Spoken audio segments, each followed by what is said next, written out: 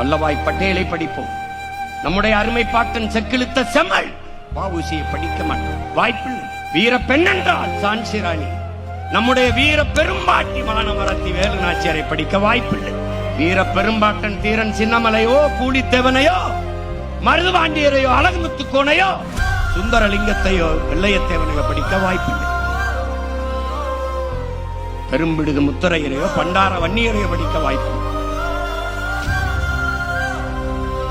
வரலாறு தெரியாதவன் மீள எழ முடியாது. அதனால்தான் வரலாற்றில் தெளிவு வராத எந்த இனமும் எழுச்சி பெற முடியாது என்கிறார் புரட்சியாளர் லெனின். வரலாற்றை படிக்காதவன் வரலாற்றை படைக்க முடியாது என்கிறார் அண்ணல் அம்பேத்கர்.